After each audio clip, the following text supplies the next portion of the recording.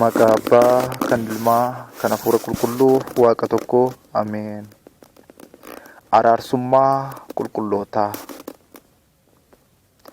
Namoonni Waaqayyoof waan gaarii raawwatanii, hojii qulqullinaa dhugaaf kan hojjetanii, yeroo horiitiis ta'ee bara kakuu haaraa akka araarsanii barcaqasameera.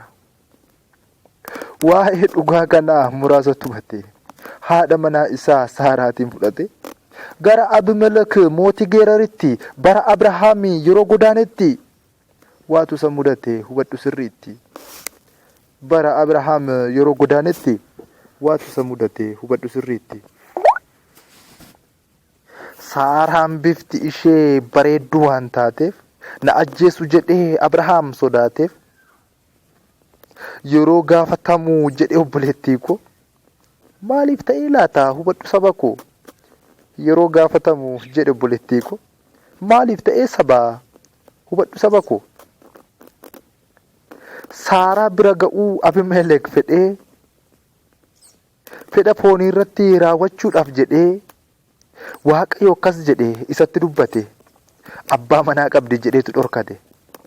Egaa Abimelek osoo hin beekiin jedhee yoo dubbatu Waaqa akkas jedheeni. Osoo hin beekiin sirriidha hin beektu. Abrahaam raajiidhaan meesiif haa kadhatu. Gaafas ni fayyitaa jedhee kan dubbate unumoo jarootaa kan dhugaa dagate. Uumama boqonnaa 20 lakkoofsa 1-8. Bara Iyyoob qorame hiriyoonni isaa Eelfaaziitiif kanneen lamaan obboleessa waan gaariin dubbanne akka garbicha koo itti dhufuuf jiraam kunoo dheekkamsi koo aarsaa dhiyeessanii Iyyoob haa kadhatuufi jedheetu dubbateera dhugaadhaan. Kanaafi Waaqayyoon kadhannaa Iyyoobiin fudhate hiriyoota isaa fi araara kan laate.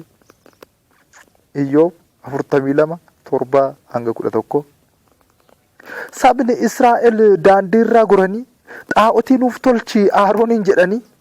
Egaa yeroo kana Waaqayyo Museeni saba yakka kana ani balleesseeni saba biraa irratti sin muuda jedheeni.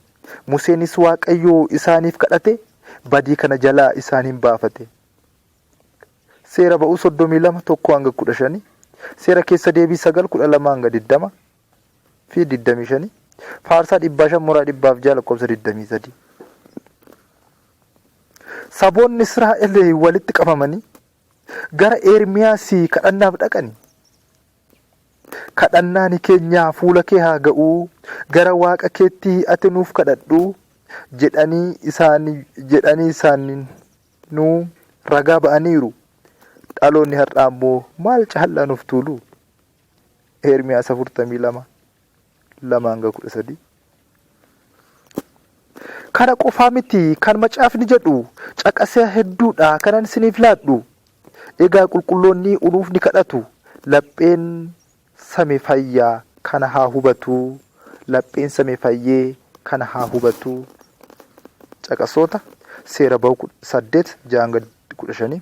Seera lakkoomsaa 16:20-36. Seera lakkoomsaa 16:41. Yohaannis 14:6. Maatewos 15:17. Dubbisaa Araarsummaa qulqullootaa. Maqaa Abbaa kan